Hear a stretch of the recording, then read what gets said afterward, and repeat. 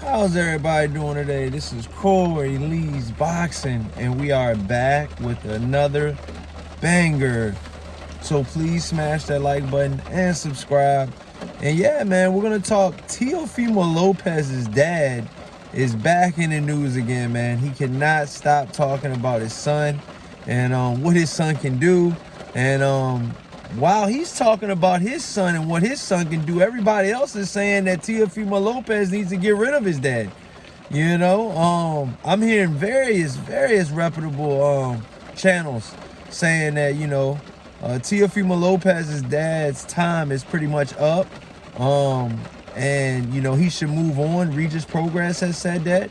Keyshawn Davis, was alluding to, he needs to get, help if he needs it.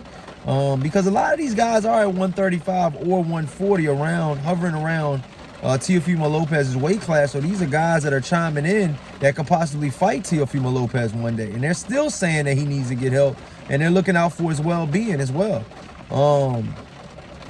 But as far as Teofimo Lopez's dad, if you guys are just joining or you guys haven't heard, Teofimo Lopez's dad said that, he wants Regis Prograis, in April. He's pretty much calling for that fight. He's saying that he wants that fight in April. And I'm going to be honest with you guys, man. I think Teofimo Lopez is barking up the wrong tree. Regis Prograis is a whole different ball game than Sandor Martin. I mean, let's just be honest, man. Let's call a spade a spade. Sandor Martin is a good fighter. I'm not taking anything away from him. He beat Mikey Garcia, and arguably some people say he beat Teofimo Lopez but didn't get the decision. I'm going to be honest with you guys, man. I think right now, the way fighting is right now, and the way boxing is set up right now, we could possibly see that Teofimo Lopez fight in 2023. That fight could definitely probably happen. We just got to see. But right now, neither fighter has a fight lined up. Regis Prograis doesn't have a fight lined up. He just became newly crowned WBC 140-pound champion by beating Zepeda. He did well. Regis Prograis knocked out and stopped Zepeda. It was a back and forth battle for the first couple rounds, and then it showed that that Regis Prograis was different, and it showed that Regis Prograis was, a different animal. And he bit down, and he had more grit than Zepeda. But Regis Prograis said that Zepeda would become a world champion one day, and he shouldn't give up. And he did get a good payday off of that, from Regis Prograis says. But as far as Teofimo Lopez's dad goes, man, he keeps throwing his son in the fire. And I'm going to be honest with you guys, man. I want to see Teofimo Lopez say that he wants Regis Prograis next. I want to hear him say that. It's one thing for your trainer to say that, but it's another thing for the fighter to say that. Obviously, the trainer knows and his father knows, what his son can do, or believes what his son can do. But we've seen him, we've seen Teofimo Lopez's father, say things before and his son had lost. You see what I'm saying? Teofimo Lopez's father said a lot of things leading up into that George Kambosos fight. And George Kambosos, pretty much gave it to Teofimo Lopez, knocked him down and everything. And then we seen what Devin Haney did to George Kambosos. So there's levels to this. Does that mean that Devin Haney can beat Teofimo Lopez? No. But styles make fights. And I feel like certain styles, especially the Devin Haneys and the Sandor Martins, the boxing type of style, gives Teofimo Lopez problems. Teofimo Lopez is more of a pick and pop type of guy. He's more of a an in and out type of guy. He likes to, train. He likes to trade in the inside as well. But he can get caught as well. We've seen that, a couple times. We've seen Sandor Martin knock Teofimo Lopez down. We've seen George Kambosos knock Teofimo Lopez down. So what the hell do you think Regis Prograis is gonna do to Teofimo Lopez if those two guys knocked him down? I'm gonna be honest with you guys, man. The more I think about it and the more I make these videos, I just think that Teofimo Lopez's dad needs to let Teofimo Lopez, you know, he needs to have, I feel like his dad needs to take a sideline, but it's hard to tell your dad to take a sideline when he's your dad and trainer. It's like, come on, man. But, you know, Teofimo Lopez got to make some big decisions coming up. Does he keep his dad? Does he you know, hire a trainer to work with his dad, to work with him, to get him better? Because at the end of the day, it's all about Teofimo Lopez getting better.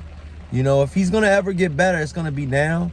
And I think the time is now. And I think he needs to get better because right now, the field that is coming in at 135 and 140, you got Gary Russell at 140.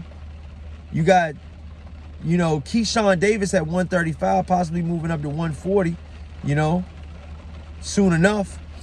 But these guys are hovering around Teofimo Lopez's weight class and Regis Prograis. I mean, you got, and these are all guys, excuse me, Regis Prograis can fight on ESPN because he's a free agent, pretty much. He's a free agent. And Keyshawn Davis is with ESPN on, you know, the same promotional company as Teofimo Lopez. So that's a possible fight that we could see. You just never know in boxing.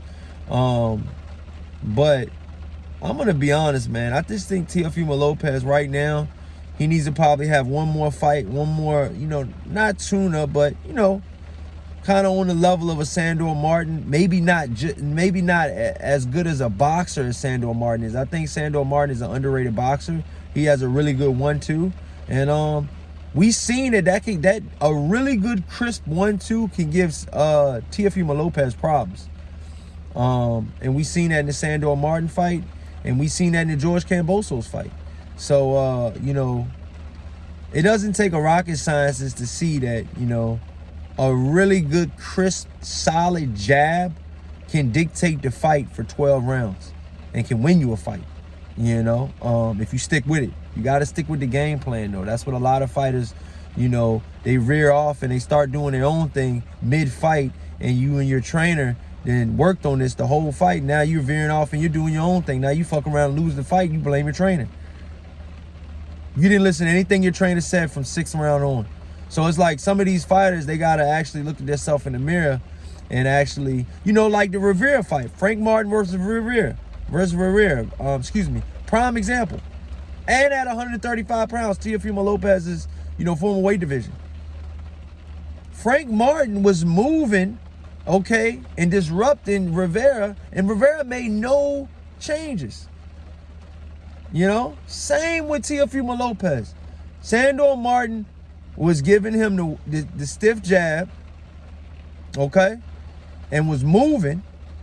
And to be honest with you, Teofimo Lopez didn't make any changes. You have to make changes. You have to make changes mid-fight, you know, and he made a couple changes here and there, but, you know, at this point in Teofimo Lopez's career, man, people are used to seeing the highlight reel knockouts. So when you don't get them and you get knocked down and it's a close fight, what the fuck you think the people gonna say? You think the people gonna ride with you on that one, Teofimo Lopez, after what your dad be saying about everything and everything? And it's like, I'm gonna be honest, his dad is a vocal part in Teofimo Lopez's life, you know?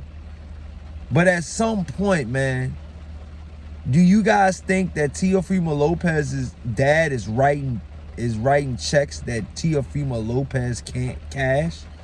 To be honest, I'm gonna just be honest. Do you guys think that Teofimo Lopez is even that good to beat a Regis Prograis or any of the top guys at 140 pounds? Or do you guys think he should get his mental right? You know, mental health is really big, man. And like I said, man, you know, if you need to get the help, you need to get the help, man. For sure. But I just hope, you know, Teofimo Lopez gets everything straight. Teofimo Lopez is a very dangerous fighter when he's a thinking fighter, and he's a stress-free fighter.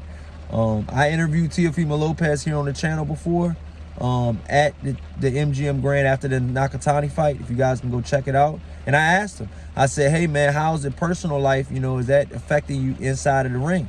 And he said, he almost broke down in front of me and all of the other guys that were interviewing him. But I asked him the question. I said, you know, are you affected by it? Because I knew that there were rumblings with him and his wife, and that his newborn, you know, they had split up or something like that. So I knew something was going on. And I asked him, and he said, man, you don't understand, man. It takes a lot out of me, man. It takes a lot out of me. And, you know, you got to listen to him, man, when he says stuff like that, you know. And, you know, now his dad's telling him he's ready for Regis Prograis. Listen, man, boxing is a brutal sport as it is. And, you know, we're living in a day and age right now where one loss, you know, can define your career. So you gotta be careful what you ask for, because you just might get it. Teofimo Lopez's dad is asking for Regis Prograis, and guess what? He might just get it, because Bob Arum is, you know, getting older and up there in age, and he's been, you know, putting his fighters in there, you know, pretty good. So that's not out of the realm of possibilities. You know, Regis Prograis versus Teofimo Lopez in April. What Teofimo Lopez's dad wants. Let me know what you guys think in the comment section. Please smash that like button and subscribe. And until next time, you guys, peace.